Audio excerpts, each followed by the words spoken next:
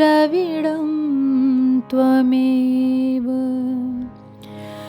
त्वमेव सर्वं मम देव देवा।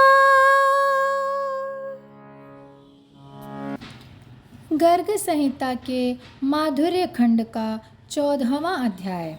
कौरव सेना से पीड़ित रंगोजी गोप का कंस की सहायता से ब्रजमंडल की सीमा पर निवास तथा उसकी पुत्री रूप में जालंधरी गोपियों का प्राकट्य। श्री नारद जी कहते हैं, मिथिलेश्वर, अब जालंधर के अंतःपुर की स्त्रियों के गोपी रूप में जन्म लेने का वर्णन सुनो। महाराज, साथ ही उनके कर्मों का भी सुनो, जो सदा ही मनुष्यों के पापों का नाश करने वाले हैं। राजन, सप्त नदी के किनारे रंगपत्तन नाम से प्रसिद्ध एक उत्तम नगर था, जो सब प्रकार की संपदाओं से संपन्न तथा विशाल था। वह 2 योजन विस्तृत गोलाकार नगर था। उस नगर का मालिक या पुराधीश रंगोजी नामक एक गोप था, जो महान बलवान था। वह पुत्र पौत्र आदि से संयुक्त तथा धन धान्य से समृद्धिशाली था। हस्तिनापुर के स्वामी राजा धृतराष्ट्र को वह सदा 1 करोड़ स्वर्ण मुद्राएं वार्षिक कर के रूप में दिया करता था। मिथिलेश्वर, एक समय वर्ष बीत जाने पर भी धन के मद से उन्मत्त गोप ने राजा को वार्षिक कर नहीं दिया। इतना ही नहीं, वह गोप नायक रंगोजी मिलने तक नहीं गया। तब धृतराष्ट्र के भेजे हुए 1000 वीर जाकर उस गोप को बांधकर हस्तिनापुर में ले आए। कई वर्षों तक तो रंगोजी कारागार में बंधा पड़ा रहा। बांधे और पीटे जाने पर भी वह लोभी गोप डरा नहीं। उसने राजा धृतराष्ट्र को थोड़ा सा भी धन नहीं दिया। किसी समय गोप नायक रंगोजी उस महाभयंकर कारागार से भाग निकला था तथा रातों रात रंगपुर में आ गया। तब पुनः उसे पकड़ लाने के लिए धृतराष्ट्र की भेजी हुई शक्तिशाली बलवाहन से संपन्न 3 अक्षौहिणी सेना गई। वह गोप भी कवच धारण करके युद्ध भूमि में बारंबार धनुष की टंकार फैलाता हुआ तीखी धार वाले चमकीले बाण समूहों की वर्षा करके धृतराष्ट्र की उस सेना का सामना करने लगा। शत्रुओं ने उसके कवच और धनुष काट दिए तथा उसके स्वजनों का भी वध कर डाला। तब वह अपने पुर दुर्ग में आकर कुछ दिनों तक युद्ध चलाता रहा। अंत में अनाथ एवं भय से पीड़ित रंगोजी किसी शरणदाता या रक्षक की इच्छा करने लगा। उसने यादवराज कंस के पास अपना दूत भेजा। दूत मथुरा पहुंचकर राज दरबार में गया और उसने मस्तक झुकाकर दोनों हाथों की अंजलि बांधे उग्रसेन कुमार कंस को प्रणाम करके करुणा से आर्द्रवाणी में कहा, महाराज, रंगपत्तन में रंगोजी नाम से प्रसिद्ध एक गोप हैं, जो उस नगर के स्वामी तथा नीति वेत्ताओं में श्रेष्ठ हैं। शत्रुओं ने उनके नगर को चारों ओर से घेर लिया है। वे बड़ी चिंता में पड़ गए हैं और अनाथ होकर आपकी शरण में आए हैं। इस भूतल पर केवल आप ही दीनों और दुखियों की पीड़ा हरने वाले हैं।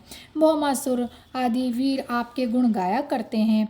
आप महाबली हैं और देवता, असुर तथा उद्भट भूमिपालों को युद्ध में जीत कर देवराज इंद्र के समान अपनी राजधानी में विराजमान हैं। जैसे चकोर चंद्रमा को, कमलों का समुदाय सूर्य को, चातक शरद ऋतु के बादलों द्वारा बरसाए गए जलक कणों को, भूख से व्याकुल मनुष्य अन्न को तथा प्यास से पीड़ित प्राणी पानी को ही याद करता है, उसी प्रकार रंगोजी गोप शत्रु के भय से आक्रांत होकर केवल आपके नाम का स्मरण कर रहे हैं। श्री नारद जी कहते हैं, राजन, दूत की यह बात सुनकर दीनवत्सल कंस ने करोड़ों दैत्यों की सेना के साथ वहां जाने का विचार किया। उसके हाथी के गंड स्थल पर गोमूत्र में घोले गए सिंदूर और कस्तूरी के द्वारा पत्र रचना की गई थी। वह हाथी विंध्याचल के समान ऊंचा एवं श्याम था और उसके गंड स्थल से मद झर रहे थे। उसके पैर में सांकलें थीं। वह मेघ की गर्जना के समान जोर जोर से चिंघाड़ता था। ऐसे कोवल या पीड़ नामक गजराज पर चढ़कर मदमक्त राजा कंस सहसा कवच आदि से सुसज्जित हो चारूण, मुष्टिक आदि मल्लों तथा केशी, व्योमासुर और वृषासुर आदि दैत्य योद्धाओं के साथ रंगपत्तन की ओर प्रस्थित हुआ। वह यादवों और कौरवों की सेनाओं में परस्पर बाणों, खड्गों और त्रिशूलों के प्रहार से घोर युद्ध हुआ।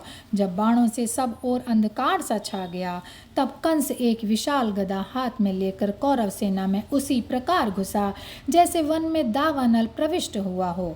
जैसे इंद्र अपने वज्र से पर्वत को गिरा देते हैं, उसी प्रकार कंस ने अपनी वज्र सरीखी गदा की मार से कितने ही कवचधारी वीरों को धराशायी कर दिया। उसने पैरों के आघात से रथों को रौंद डाला, एड़ियों से मार मार कर घोड़ों का कचूमर निकाल दिया, हाथी को हाथी से ही मारकर कितने ही गजों को उनके पांव पकड़कर उछाल दिया। महाबली कंस ने कितने ही हाथियों के कंधों और कक्ष भागों को पकड़कर उन्हें हौदों और झूलों सहित बलपूर्वक घुमाते हुए आकाश में फेंक दिया। राजन, उस युद्ध भूमि में बलवान व्योमासुर हाथियों के शुंड दंड पकड़कर उन्हें चंचल घंटाओं सहित उछालकर सामने फेंक देता था। दुष्ट दैत्य बलवान वृषासुर घोड़ों सहित रथों को अपने सींगों पर उठाकर बारंबार घुमाता हुआ चारों दिशाओं में फेंकने लगा। राजेंद्र, बलवान दैत्यराज केशी ने बलपूर्वक अपने पिछले पैरों से बहुत से वीरों और अश्वों को इधर उधर धाराशायी कर दिया। ऐसा भयंकर युद्ध देखकर कौरव सेना के शेष वीर भय से व्याकुल हो दसों दिशाओं में भाग गए।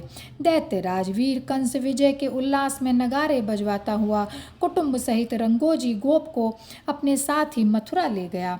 अपनी सेना की पराजय का समाचार सुनकर कौरव क्रोध से मूर्छित हो उठे, परंतु वर्तमान समय को दैत्यों के अनुकूल देखकर वे सब के सब चुप रह गए। व्रजमंडल की सीमा पर बड़हिषद नाम से प्रसिद्ध एक मनोहर पुर था, जिसे बलवान दैत्यराज कंस ने रंगोजी को दे दिया।